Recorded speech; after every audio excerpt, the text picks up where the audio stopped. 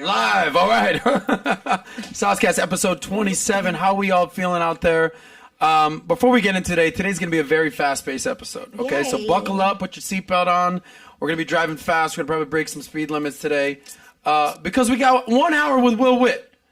All right, and we're going to get to know Will. If you haven't seen his stuff, we're going to play a video. We also have some special guests.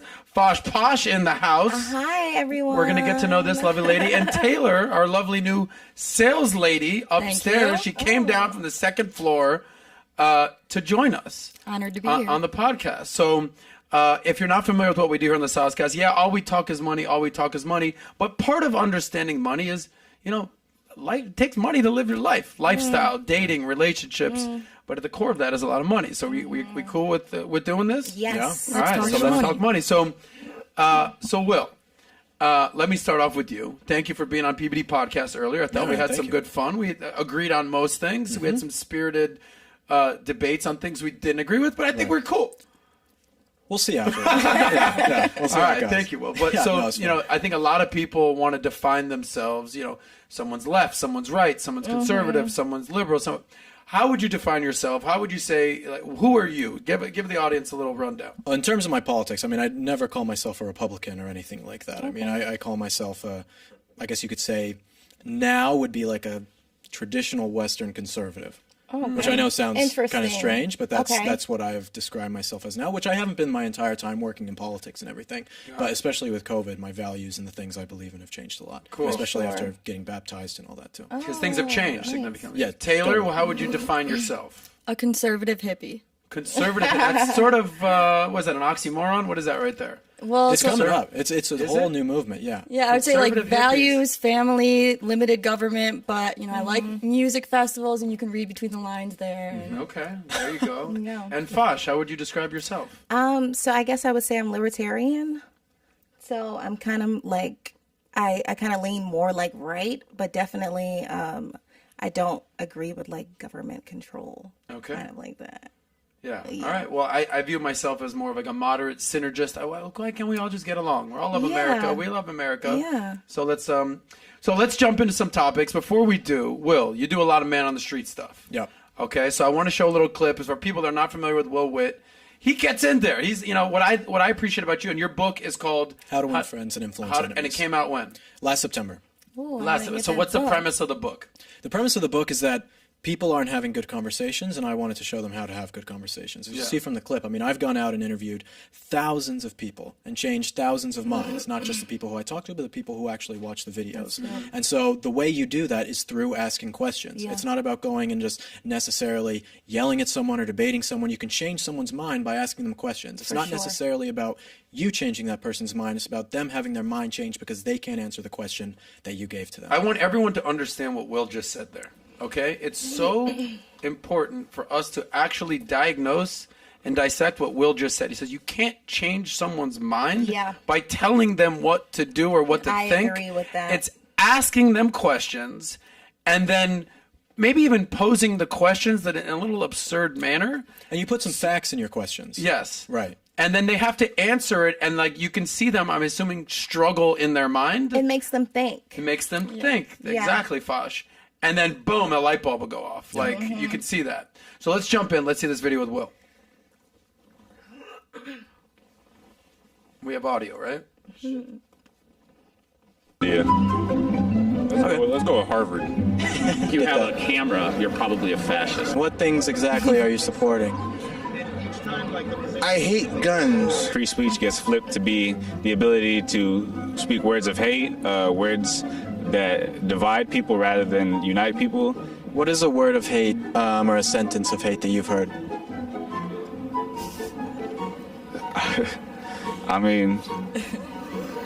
There's a lot. What's the significance of 1776? Is that when Columbus sailed the ocean blue? You think I'm a good man or a bad man?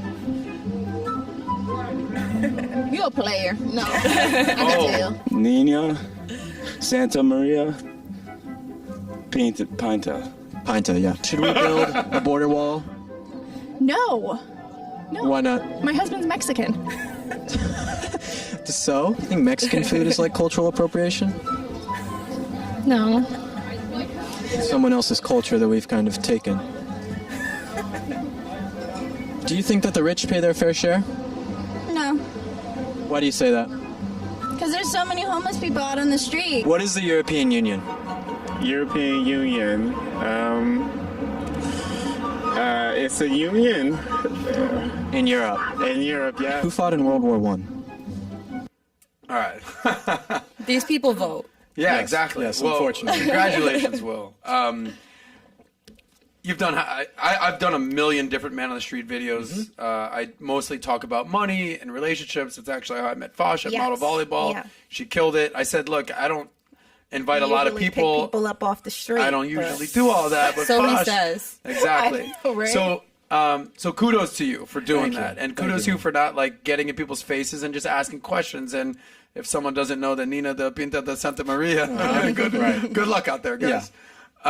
What was the wildest moment you had filming? Something you're like, holy, I can't believe that just happened. The wildest moment is when I went on California State University Northridge and I dressed up as a Native American, and then I had a black guy with me. He was a pilgrim. Black Mike, I believe. Black his Mike, name. Yeah, yes, I saw the exactly. clip. I Yep, saw it. he's the Black Pilgrim. Right. And, we were going there giving out pumpkin pie for Thanksgiving and asking people what they were thankful for. And this class came out and they got so mad. They're yelling death threats at me, horrible things. They ripped off my costume, kicked me Oh, off God. campus. It was terrible. But the thing about that is that after that, I decided to put the ideas to the test. And I went to the Navajo Indian Reservation in Window Rock, Arizona, and asked them what they thought about it. They loved it. They don't they don't want someone else getting offended on their behalf. Wow. And so all these crazy things that happen, there's quite literally irrefutable evidence that the left and these people are wrong on so many of the things that they say. And so that's what I set out to do. Make people question these things. Yeah. And you can question a lot of the things when you see what normal people say. And when you say it was the wildest moment, like, was it anyone going to physically, assault you? Did anything physically happen? Maybe Has if I ever wouldn't be- have stayed on campus. I mean, I have people who will follow me around when I'm doing my videos and scream at me and those types of things. People call the cops on me when I'm out doing it. I had a kid call the cops on me. Do you have before. security?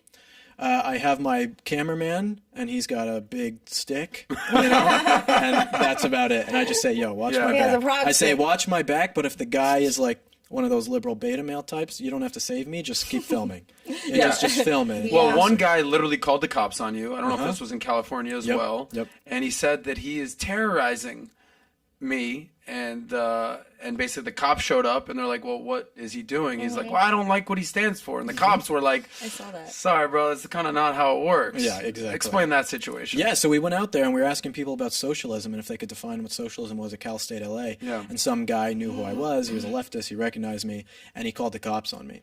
Oh, wow. Excuse me. Called the cops on me and said they're threatening me with their ideals and their principles. And it's like, first of all, I thought these people were anti-police. I thought they hated the police. Then they call the police when someone is hurting their feelings for having a difference of opinion. The cops were amazing guys, and they were just like, he's entitled to his opinion. There's a public campus. Words most- are violence. The moment that you saw the guy's face drop is when you thanked the cops, shook their hands, and were just like, hey, sorry for offending you, buddy. And he was like, what? I thought that the cops were going to... No, Right. sorry. Right. So nobody's came up and hit you or assaulted you. No, but I mean, you guys, Okay. if you guys see the videos that I do, this is a short clip here, but I'm very nice to people when I go out and talk to them. I could make red meat content where I know what I'm doing and really just make it for conservatives and just piss these people off, but I'm not that guy. Yeah. I'm not that guy. I like to have conversations with people and ask questions, and the pinnacle principle of my videos has always been to change people's minds. Respect. Influence People to think. enemies. And influence enemies. There you go. There it Exactly. is. What a So thing for the reason that I was focusing on if you've been hit or been assaulted is because, people are slapping people these days. I don't know if you know. I don't know if you guys know where I'm going. So obviously what's going on in the Oh my news God, these what's happening days there? is what's happened at the Oscars. Everyone's talking about it. But the difference is here on the Soscast, we're getting females' opinions on this too. There's a lot of guys talking about this. Will Smith, he's a simp, he's this. If I was Chris Rock, I would have hit him. So I want to, nobody needs an intro as to what happened. We've all seen it at this point. Yeah. But I want to just set the table, get some ladies' perspectives. Like, what is Jada thinking during all this? What is Willow Smith thinking all this? So we all know what happened. I'm a huge fan of Chris Rock. I was a huge fan. I still am a huge fan of Will Smith. Yeah. But I feel like he's been emasculated lately. Oh, So for from sure. a female, ladies and gentlemen, well, I don't know if I know. Are you... Can we are- call is we a lady? woman? What is a Wait, woman? Gender? What is a From woman? female's perspective, what happened there? Put yourself in Jada's shoes. Put yourself in your So- own shoes. What happened, Posh? So basically, I feel like, Will, obviously, it was funny. It was very funny that he actually walked up there and he slapped him. I'm not gonna lie, that was kind of funny. It looks like he was like out of a fucking movie when he went up there and he slapped him. But in the same breath, I feel like he protected his wife. You know, like, you don't know the conversations that go on in their marriage. So it was an emotional reaction. Obviously, it was emotional. You can see Will, he laughed. If you look at the video, you can see Will, he laughed at it at first. He laughed at it. But I think once it registered in his mind, he was just like, is that shit really funny? I don't think it's really funny. As a female, did that turn you on to see your man run up and slap someone? What are your thoughts? Well, assuming that it happened like for real and it wasn't just trying to get attention to the Oscars, because no one's really watching the Oscars anymore, let's be honest, but we'll assume it's real. Okay. I personally wouldn't, he's a comedian, I wouldn't have been offended by the joke. And if we want to be women empowerment, I think if a comedian says a joke, it's all good. They obviously have issues behind the scenes. And also, if my husband is going to go attack a guy, punch him. Like, come on, a bitch slap.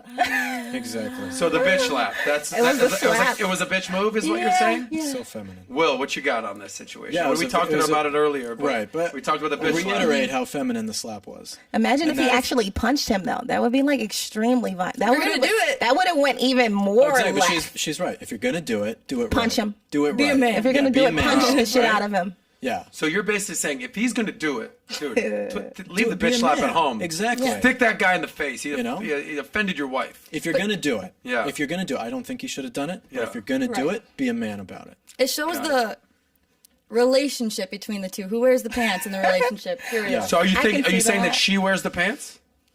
Yeah. That's what you're You saying. think she wears the pants? Yeah. Why?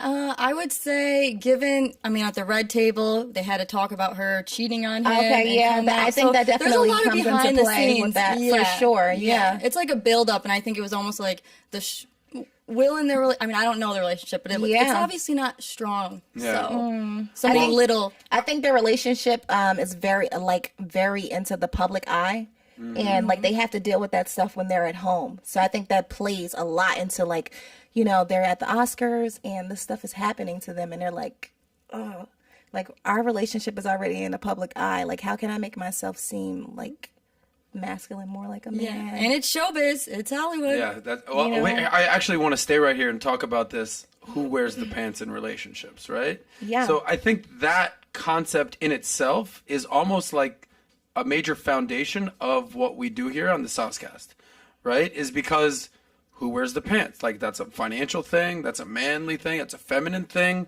Yeah. Who wears the pants in the relationship? So Will, you recently got engaged I did. Yes. 5 days ago. 5 days. There's a dirty rumor out there that Fosh also got engaged recently. Congratulations. I don't know if we have audio for a round of applause. It's true. Ding, ding, ding, I recently got divorced, so congratulations. So Will, who wears the pants in your relationship? Well, I wear the pants. Yeah, she's a leader in her own right, and she does Yeah. amazing things. I mean, you guys, if anyone sees who she is, you can go to my Instagram and see she is a leader. She's a role model. She's strong and courageous. Pull her up, Tyler. Strong. Yeah, Ava is her name. The strongest and bravest woman I've ever met in my life. Mm-hmm. But in terms of a relationship with a man and a woman, the man leads. So what does that mean to Absolutely. wear the pants and to lead in the relationship? What does that mean? You know, I guess I wouldn't really use the term wear the pants for either of us. I would just say, the man is the one who leads. The man is the one. Gorgeous, bro. Congrats. Yeah, she's I just love that incredible. picture. She's beautiful. The cameraman was hidden, so she didn't know any of this was happening. So This wasn't Hollywood stage. no, yeah. Even though you live in Hollywood. the Warner Brothers logo is could've right over done there. it, Yeah, yeah. exactly. No, this was So the the man Canals of leads. Amsterdam. What does that mean, Will? It means the man is the leader. The woman is able to obviously put her input and say things that she believes in and be a support Yeah, system for for sure. the man.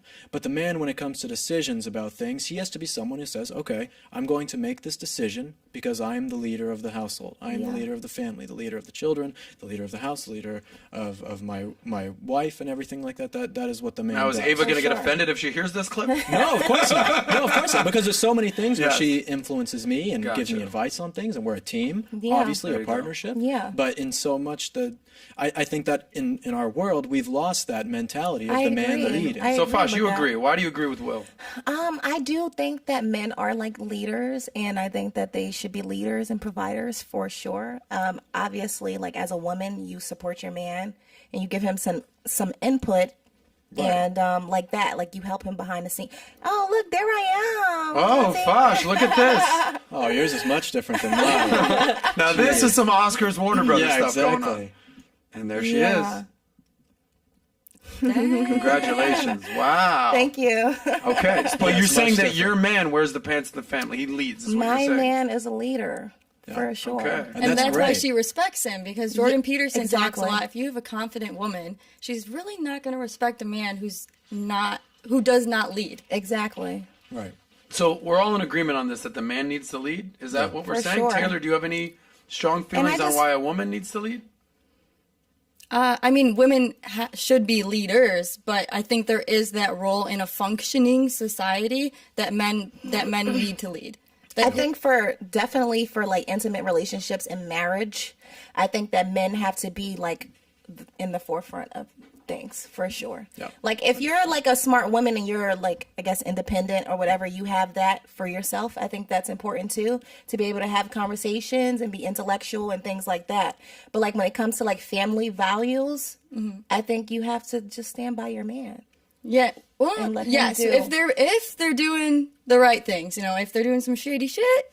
No, of course not. Yeah, Yeah. but that's part of being a leader as a man, is doing Yeah. the right things. Yeah. Integrity means doing the right thing when no one's looking. You have to be that type of leader as a man within your household. For sure. What do you think, Adam? Yeah, look, I mean, it's hard to disagree with everything we're talking about, but I think it comes down to the foundation of respect. Like one of the reasons I met Fosh was I was asking questions like, what are you looking for in a man?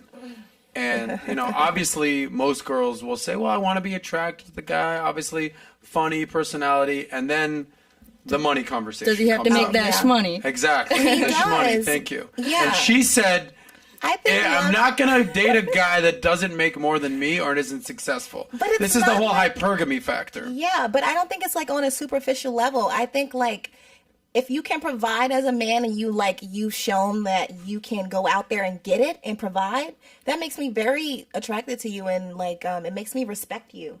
You get what I'm saying? So like that shows me something like, oh, okay, you can go out there and you can do this. So that makes me want to be like, oh, yeah. So is it Join 'em. income or is it ambition that women are attracted to?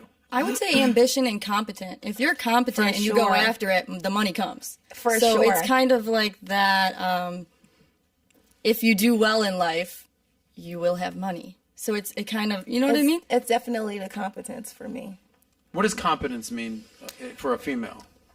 Because men, let me just say this: men, I've interviewed Fresh and Fit, Rolo, their take, It's a little and different. I must say for the most part I tend to agree. We don't really care what our female does or what they make, as long as they make you happy and you're fulfilling relationship. I don't care if she makes $30,000 a year, or if she's a teacher. I don't care if she makes $150,000. Like Right. this has come down to the man needs to lead and be the provider. I mean, like caveman instincts. But the word we just discussed was what? Capable, competent. Competent. What does that mean for when women look at a man? Oh, he's competent. Oh, your girl's competent. Your man's competent. Oh, okay. What does that mean? Yeah, well, especially in a capitalist society, if you're For competent, sure. you're going after things, you may be an entrepreneur, you feel confident to go after whatever it is that you're doing, and you're doing it well. And when you do things well and you get recognition for it, the money comes. And so For sure. it's like a scale, it's like a measuring scale, the money. But do I just look at the money? No. Got it. So, Will, Ava, congratulations again. Thank you. What does she do for work? She's a lawyer. She's a lawyer. Legal philosopher. Oh, I guess you could nice. say. So she's she very does successful. well for herself. Yeah, she's great. At any point, because you're kind of starting out in your career, although you've been doing it for years. Yeah. Is that intimidating to you? You said that your birthdays are very similar, so she's your same age, so she's Literally kind of like starting exact out. Same age, yeah. Is it a turn on that she's making a lot of money and being successful? Is it a little intimidating? How does that work in your relationship? Yeah, it's nothing really to do with the money so much. It's more about that she's fighting for the right values. She does things very ideologically. She fights for the truth. Yeah. She's the best person in terms of morals and goodness that I've ever met in my life. And because she's fighting for that, it all doesn't really matter too much. That's what's really most important to me. If we were making about the same money, or I'm making more, she's whatever. If it's weird if a woman is making a lot more money than a man. I do think that's strange. Yeah, I You will- think that's weird? Yes, that shouldn't be happening. Why is that weird? Because just again, my Christianity comes into play, but biblically speaking, it's the man is supposed to be the head of the household. So you these hear types these of things. stories about, very rare, Right. but the woman's a lawyer. Or like, I have a good buddy of mine. I'm not going to put him on blast. His wife is a doctor. She's a dermatologist. She's killing it. She's making $500,000 a year. Oh, good for him. And he's an entrepreneur, and his business got shut down during COVID. So he's got 3 kids. So now he's the stay-at-home dad. And I'm telling him, look, at this, like, your wife's crushing it. Like, she went to school for 10 years. She's finally starting to make money. Let her do her thing. But at the same time, you can't lose your ambition and your drive, even though, you still need to take care of the kids. That relationship right there, what are your thoughts on that? Well, that's an interesting situation because it's given COVID. I would agree he has to keep his ambition, so he should be working towards doing something, because I dated someone and I was making more money than him, and I was always getting criticized. Oh, you're a workaholic. You work so much. Who was criticizing you, though? My boyfriend at the time. Oh, really? So I was like, yeah, but... And do you think he was coming from a it was a little genuine point, or is he like, no, you're doing better than me, and my ego's kind of shattered? Genuine, also because we were long distance, so we didn't see each other that much, but I was in real estate, so it's like when I had to work, I had to work. Right. And so I feel for men, I can understand from their standpoint why that could be demasculating or For almost sure. not maybe embarrassing, but It is. Because honestly, more than anything else, I feel like it shows a lack of ambition on that man. Like, what can incompetence do? Like, if you're not out there getting it, it shows like, I can't really like depend on you. Not. But if you're in just that starting kind out, of- it's different. If they're just starting out It and like lets they're me working know towards it, okay. I can't really trust you to lead if you're not doing it. So if you can pinpoint this whole discussion we've had for the last 15 minutes, if from a female's perspective, Yeah. if you can pinpoint what is the most attractive thing that a man can possess, what is the one thing? Intelligence, for sure. Intelligence. Values and principles. That's true Okay. too. Yeah, Because there's a lot of smart people. I'm like, that's true. And Will, you got it all, bro. You're the full package, bro. Listen, if only I had good eyes, it would be perfect. Yeah, I was going to Shout say, out to Warby Parker. Yeah, this Warby. My buddy founded the company. I know Really? what's going on. Yeah. Oh, they're great. They're Shout great out to Neil. glasses. Super Yes. liberal, bro. You know what? You can't boycott them gosh. all. You can't boycott them You all. were going to say what? Well, I was going to say, in terms of the intelligence, I talk a lot about, the differences between intelligence and wisdom, and how wisdom is far more important than intelligence when it comes to... Break that down. That's awesome. Essentially that, a rocket scientist is intelligent. There are plenty of people who are very, very smart people, but they lack no real life experience or a type of wisdom. For sure. Politicians. Politicians, well, a lot of them are very stupid too. But Honestly, some they are politicians. a lot of them are very stupid. Right. Yes. And so the wisdom comes from learning, which is what we talked about in the first podcast, where I said young boys need to learn. Young boys need to fail all the time. They should be failing every single Experience. day. Learn from their mistakes. And learn from their mistakes. It's the number one thing in becoming a man. And wisdom comes when you're older. There are still old people out there who have no wisdom. It's not just something That's that true. happens. You have to fail and be willing to fail and take risks to achieve something great. And that's where wisdom comes in, which is far more important than intelligence. Well said from a wise young man. I know we're kind of going rapid fire here. We usually spend a little more time on these topics, but we're moving along here. And we're talking, ambition. We're talking competence. Let's kind of get into the money side of things. Yeah. A common debate that we have here, or that just exists, is should you pursue a passion or chase that money? My quick story is for after college, for the first 5 years, I was just pursuing passions. I was a nightlife guy in South Beach. I did stand-up comedy for many years. Okay. I worked at a sports agency. I was actually a teacher. I taught second grade for a year. Broke as shit. I kind of really want to talk about the passion and following the money thing. Honestly, I feel like a lot of people can get confused with passion and being unrealistic about their abilities. So it becomes a problem. Like if you have a passion and you're 25 and your passion is to be a professional basketball player, I'm going to say that probably won't really work out for you that well. You know what I'm saying? You can be passionate and be realistic and make money. Break that down further. And use experiences. Maybe there's a basketball player you're thinking of that... I don't really want to put anything Oh, out there.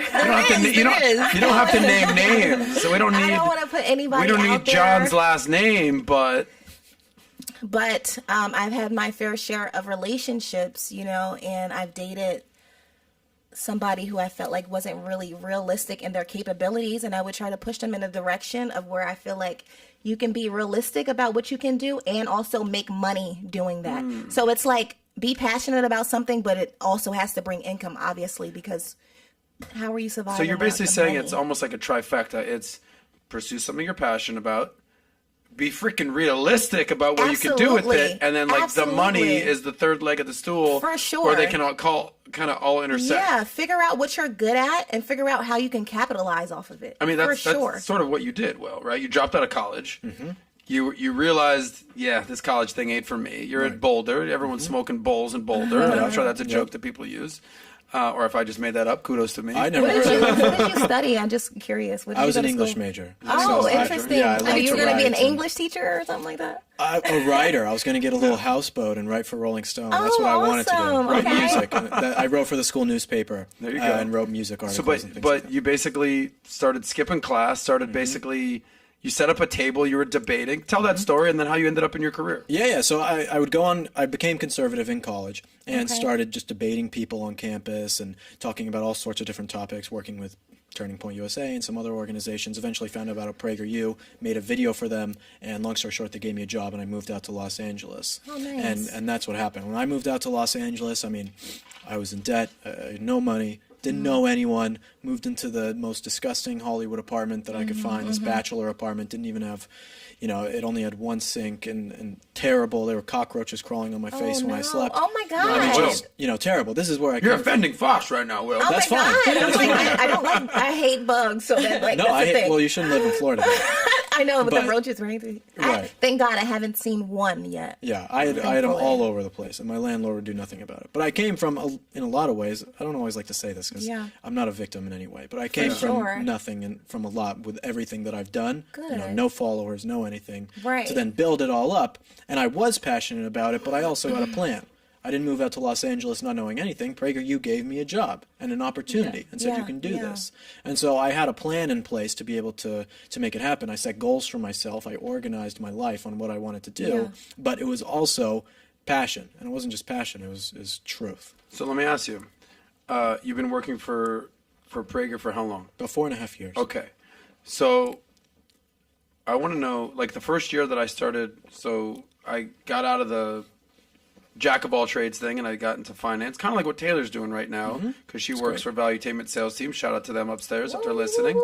I got out of the Miami nightlife business. I moved up closer to Boca, up this way. And for 1 year, I ate shit. Like I was cold calling. I made $5,000 my first year in a year. Yeah. And then my second year, I made $100,000, and then it's been, great since then. And now I can make that in a month if I, like in a good month, right? Good. So Getting that money. that's money. money. Now, so Will, I want to know, because so many freaking kids out there want to get rich quick. The Dogecoins and the cryptos and the GME stock and the get rich quick and the, Bitcoin, everything. I want to know year one, what it was like. You don't need to use income, whatever you can. Right. Versus year 2, versus year 3. And then now you're year 4, year 5. You're writing a book. You're on podcasts.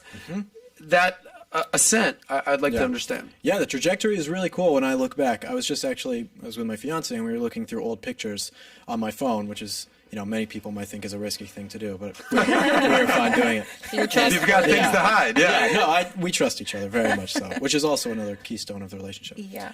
But looking at my first year and the things that I was doing, I mean, I only ate sandwiches basically, like turkey, ham, and cheese sandwiches for like a year, living in that Hollywood apartment. With the roaches. It had no kitchen or anything.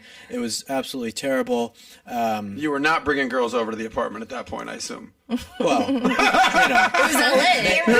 Cheers to you, Will. They love the roaches, right? So, but that was the first year, and then second year was a little bit better. Moved into a different place in Hollywood. Still not the best, pretty dirty area, and it's just been going up from there. And the number one thing that I did was just every single day I would plan out what I wanted to do. So if I had to make a call, I put that on the schedule. If I had to send a text or something, or write an email, or prepare for something, I put it on there. And my first year, I was giving speeches, and I sucked ass. I was terrible at giving speeches. I couldn't do it. I got booed off stage, heckled, all sorts of stuff. Maybe if you're in stand-up, of course. I dealt with that kind of stuff, right? I still deal with and I was doing, and I was doing it with high school kids and all sorts of people, just evil people, right? Yeah. High school kids are evil. Yeah. They are. And they were terrible. But I didn't give up off of that. I kept going and practiced and did a lot more. And, now I can go and do speeches get paid now. They're not just providing travel. I'm getting paid for speeches. I'm getting paid to do a book. I'm getting paid for my work at PragerU. All these different things. So, now I can fly out to Amsterdam and move my fiance to America and, awesome. and have no worries about money. At any point were you going to quit? When at your lowest moment, you're getting booed off stage, you give a horrible speech, cockroaches are on the face, all that. Yeah. Or like, dude, I'm going back to college. Any point where you're going to quit? It was Question never. yourself? It was never the money stuff that made me want to quit because I knew that I was good and I had the truth. Very I knew that I was fine. Yeah. It was more about if I thought that politics was the right path, that I could do the best amount of work, right? And so that was maybe where I was like, okay, maybe I could take a different approach. But it was never the money. The money, it was nothing to me. I knew what my goal was. What's the big message here? And then I want to get the ladies' perspective. Yeah, I have a different What's the big message here about the grind of like first year, cockroaches getting booed off stage, right? To, fifth year, age 25, keep in mind, right? Books, traveling the world, podcasts. Yeah. What's the underlying message there? Well, it's funny because I talk a lot on my show and in my next book actually about, in a lot of ways the American dream is dead for a lot of people just with finances and things like that. But there is still so much opportunity in America that there isn't anywhere else. And that if you have something that you want to do, you can do it. Absolutely. But most young people would rather go spend their money on avocado toast and things that they can't afford. I think it's like 50% of people can't even afford a $500 bill if something were to happen to them. That's terrible that that's happening. And it's because a lot of people are just very bad with their money. All the money that I made from my first book, all the money that I made from my speeches, I didn't spend any of it, investing things. Yeah, and I think stuff that's like another thing that's like a big problem too, like financial, like understanding how to control your finances. That's a huge problem. Like you just don't need it. Like you don't need to spend that money. You will be so much happier. Well, as we say, save that money, Will. Right. Save that money. So, all right, ladies, go ahead. Go ahead, Taylor. So, for one, I would say like the real pandemic, and I'm being tongue-in-cheek here, is the inability for the American people to understand money. We do not understand it, and so I took initiative early on, right after I graduated college, to learn money. Rich Dad, Poor Dad, that book changed my life. Sure. Oh, yeah. But I agree pursuing passion, but I also think you have to do it smart. I'm so glad it worked out for some people, but like the fact that I'm at Valuetainment, it's a dream come true, but I paid off all my debt, paid off my car, paid off my college, worked, saved money, invested money before I just made that leap. So when I came here, I don't have to stress about money because I'm in sales and I'm like learning that. Rich Dad, Poor Dad would tell you the opposite. It'd be like, that's more like a Dave Ramsey approach. Yeah, but I guess you don't have to pay all your debt, but when I'm making this move, so I moved to Illinois and I'm originally from Michigan, now I moved to Florida, I was still pursuing passion. I was making videos on in my living room by myself. Like I was still doing that. I was trying to sell artwork, but I was still doing it in a responsible way. I love going after passion, but sometimes it's not going to work out in the stress of having to worry about money when you're away from friends and family. It's a lot on people. So I think doing it in an intelligent way and learning about money, how to save, budget, and that would be what I would say. For sure. Yeah. Go ahead, Fosh. What are your thoughts on all this? Fosh this whole time is like, yes. All right, go ahead. I like listening to people and understanding their like viewpoints and stuff. What's the question exactly? Well, his grind. So you do real estate and you're an entrepreneur. Yes. You're also like a hot thing on Instagram. Yes. So what's your career path? So my career path now is like I'm going more into like real estate. So my idea, first of all, I went to college. I actually finished. Not that that's like super important or anything. She said that in like, Me too. But she said you actually finished. Yeah, she's looking right at you, Will Witt. No, I'm terrible. She finished, bro. Yeah. Where you finished. So I have like my business degree in social media marketing. So I finished that, and I feel like I learned, but like it was definitely an eye opener being around different people and understanding different people's viewpoints in life and understanding them. So that happened. My career path now that I'm going towards is real estate, owning sales for sure. But like what's really important to me is building a brand around myself, so that way I have that brand no matter what, and then I can continue leveraging off of that for years and years and years to come. That's what I'm always thinking about. I'm thinking about the future. I'm like, how can I, make money off of this continuously? So me building myself as a brand, I think is helping me a lot with that. For me, in so much of what I did, I never really cared if I made that much money. I still don't really care that much about the money. I want to be able to live a comfortable life and, for sure. and have a home and be able to provide for my children and things like absolutely. that. But I just never really cared about being rich or anything like that. I'm more I do a lot of it just because of the passion. I understand that's probably not good advice for people. No, but I that's like just how that it's been for because me. you want to do what you're passionate. My only thing to some people is, especially when they're very impulsive and they just go and do it, and it's like, okay, maybe they were meant to do that, but the way they went about it didn't, and then it didn't work out. Right. And honestly, like you can say follow your passion, but like I feel like a lot of people aren't realistic. Like I really feel like that's a problem. Right. I think that's a really good point because we talk about. So thank you, Fosh. Think about we talk what you're about doing. Chasing money or following your passions. But Fosh just interjected, well, let's all be realistic about this. Please. Yes. Okay? I'm not saying you can't follow your dreams, but like Pat talked about, look, Pat would love to be able to jump 46 inches like LeBron and dunk on people's heads. He's like, I just can't jump so good. Right. Or he wants to sing like Whitney Houston. He's like, I have a horrible voice.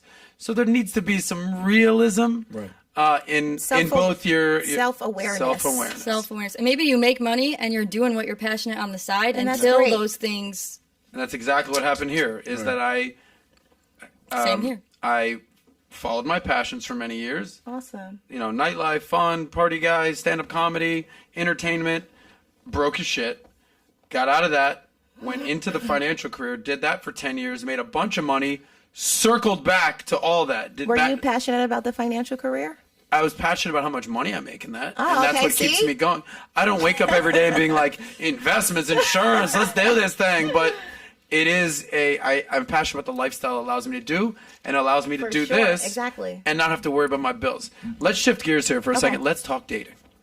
Now, Will, there's a sort of an infamous story about you in college.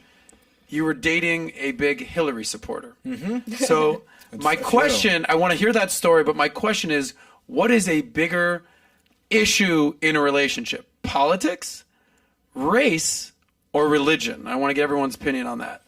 So tell your story, and what do you think is the biggest issue? I've had a couple of times where I've been on dates or dated people who are not of the same politics as me. The first time that you're talking about Hillary Clinton supporter was a girl who I dated, and we're getting into this whole argument. I think it was about like Muslims or people from North Africa coming into Sweden and places and raping people and things like that. Anyway, we get into this whole argument about it, and I remember saying something, and she started crying, and she said, "You sound like a Trump supporter."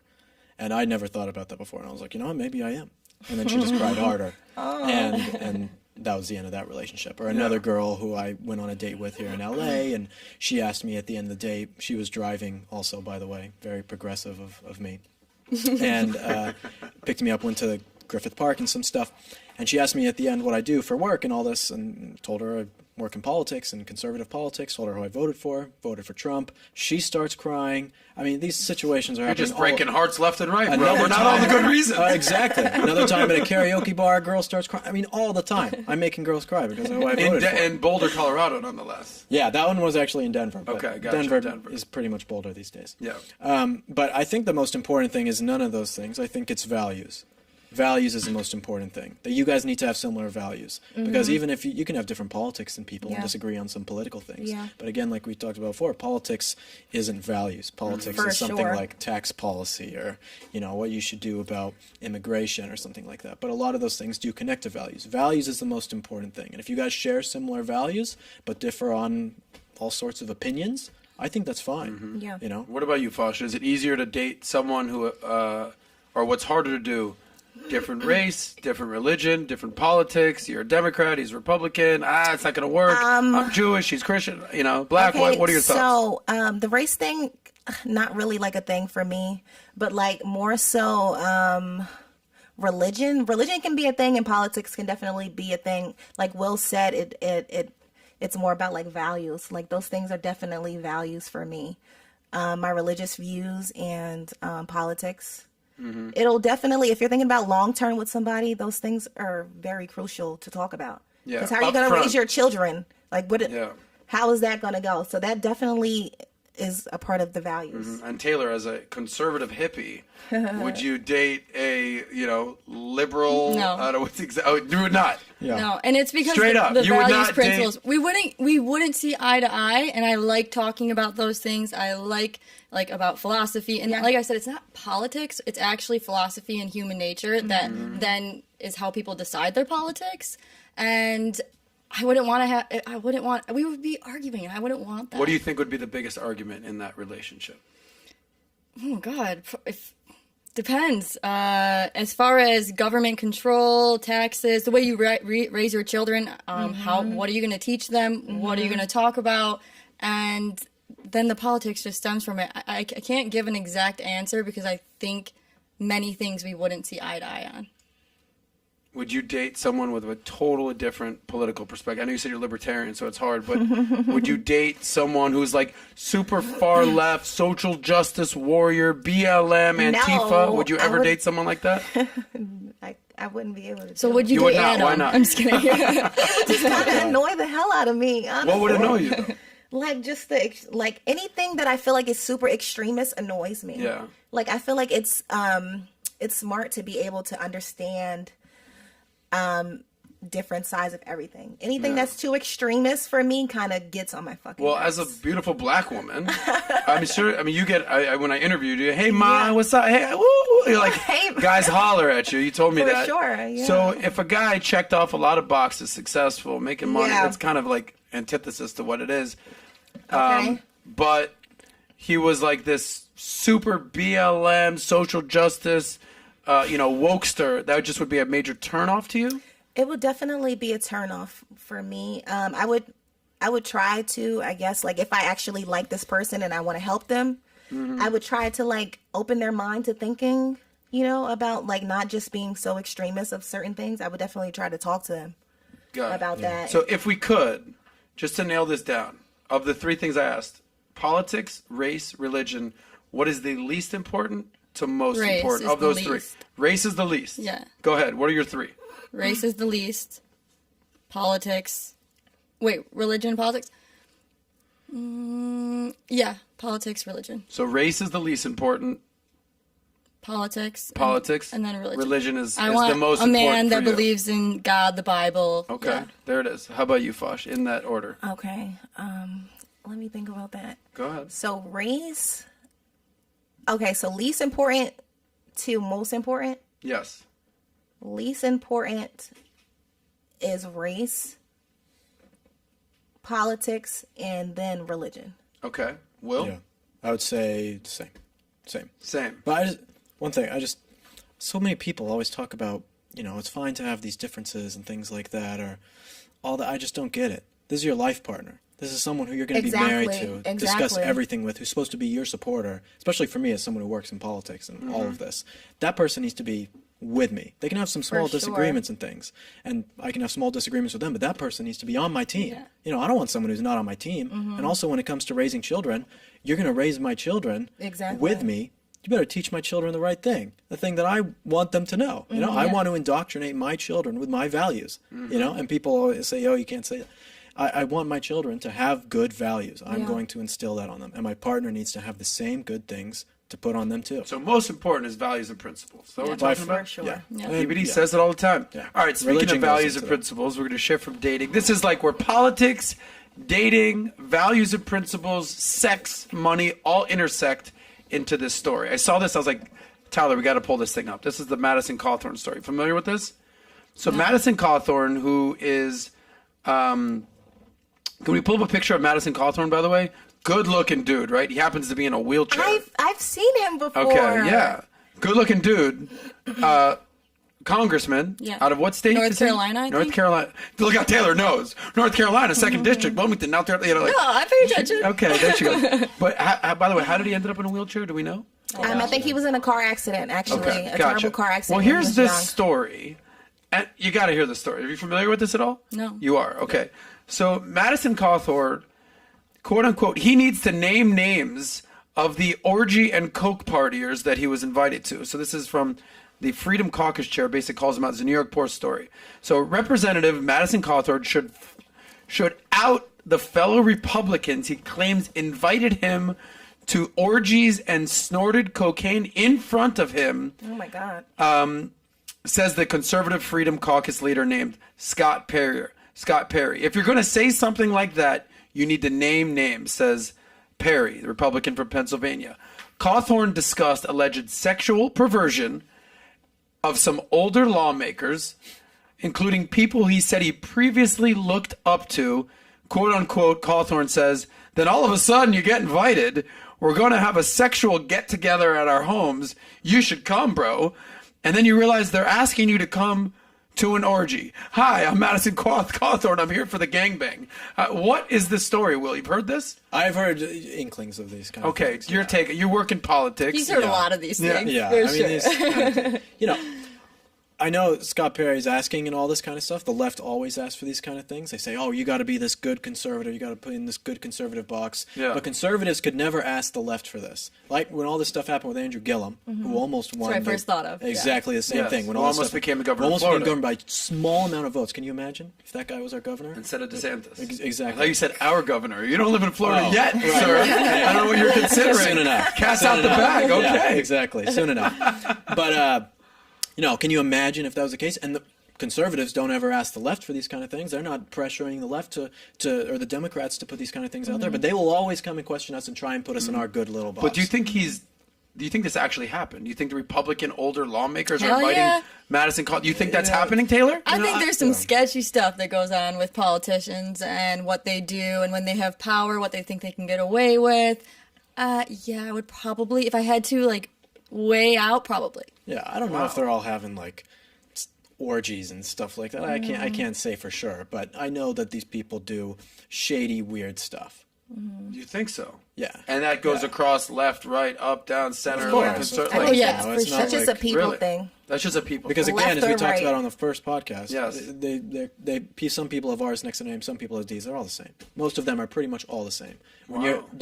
the power of politician attracts a certain type of person to go to that job. What is that type of person? That type of attraction that it pulls? type of person is a greedy person, a person who is fine with sacrificing truth for what they want, and someone who doesn't care about other people really. And we get thinks this- they can get away with things. Right. Oh. Narcissistic type of people. How do we get these people out of politics? How Pay can attention. politicians Well, be it's supposed better? to work that every 2 years the whole government changes. But the Term swamp, limits, the swamp and the lobbying is so bad and corrupt that these things almost never happen anymore because it's the money drives the politics. Yeah, I don't really think that there's a thing where you can honestly get them out because, like, I feel Term like limits. Okay. Who sets the For term sure. limits? They set the term limits. They They said have to that, set the term but limits. They it's just like, gave themselves a 21% raise. People pay attention. I mean, honestly, scale back the federal government to the bare minimum. This is not how our government is supposed to be. Like, let the states that can, have majority of the power. The federal government get out of education, get out of all these departments. You need a convention of states. I mean, that's really what you need. Say it again. A convention of states. What does that mean exactly? It's kind of like an older idea that was in the Constitution that if they have problems with the federal government, states can convene and do something about it, basically. That's like a basic The level. Constitution. No, I know, it's racist document. Horrible, you know. But that's the basic. That'll never happen. But really, you're exactly right. But unfortunately, that's not going to happen. What's going to happen is going to be, I mean, But it's going to only get bigger. This is only news because it's in politics, right? Meaning, someone invites you to a Coke sex party in South Beach. I'm like, all right. But it should it's be every news. other Tuesday Tuesday. morning. Exactly. Yeah, exactly. We're talking about drink some whiskey, but in politics, it's like, holy shit, what is happening? But you're saying, hey, it's human nature, man. Yeah. And these people are the greediest, most self-indulgent, Slimy, yeah. narcissistic, slimy people out there. But they put on a nice suit, comb their hair nice, and and get the attention of people so they can win. Yeah. It Well, that's should why I be hate news What's politics. going on? Yeah. so. exactly And we what's got going 5 on. minutes left. You said something. That's why I hate politics. But you're in politics, bro. Yeah. What do you hate about it? What do you love about it? What can young people start to understand about it? Yeah, so there is a difference. So I work for a nonprofit. I mean, PragerU is a nonprofit, so it's political, but it's not politics. Okay. As a nonprofit, we legally can't talk about candidates, bills, legislation, anything like that, or we would lose our interesting. nonprofit status, right? So we talk a lot about values. We talk about information. We talk about that kind of stuff, not about actual politicians and things like that. You know, I get in trouble when I talk about politicians sometimes. So you have to keep that stuff down below when we're on the PragerU platform. But what I hate about the politics is that it is so fake. All of it is so fake. And what politics does, I don't know if you're familiar with the author Auberon Herbert, but he talks about politics turns people into ciphers, and that's what the political system does, is that a cipher is someone who can no longer think for themselves because the political party has told them what to think. Exactly. And I am all for people being individuals in the most important sense. For sure. And that you get to a good society. Like the left will talk about we need to do things for the greater good or for the good of society. Screw society. What is society? Society is a collection of individuals. If you make good individuals, then you will have a good society. So until you actually start focusing on individual people and not the party or the politics and this kind of stuff, then you won't have a good society. And you just have orgy, sex, cocaine parties. You know? So you have to focus on individuals. In Congress. Yeah. That's why we need people like you in politics and That's the what one and everybody only says. Patrick We need Bet-David. people like you to help people think. Yeah, it's hard. Ask those It's hard because questions. I don't want to be too vain, but I'm very real. I'm real. I Good. talk about what's real, and that's Good. just that That's type why of people person like doesn't- you. Yes, but that type of person doesn't last in politics. They want to destroy people. Exactly. Even the Republicans want to destroy someone like me. But you don't need to last. You come, you make your impact, and then hopefully it cultivates enough people around you. Like, look at the network that Patrick is doing and the things he talks about. It doesn't have to be him the whole time. It has to be him, who he's bringing, and then it's kind of like a domino effect. Right. Yeah. Well, I love it. Well, we're wrapping up here. I feel like we can go for another hour, but I know Will's got to go to some sort of party that he's putting together later. Gala. Okay. A fun kind of party. Get that money. By the way, just real quick, you know, we talk about, you know, I had a. By the way, what is this? Whiskey? We're having a nice time here. We're having a whiskey. Cheers to you. You might have had a whiskey or I don't know what you had.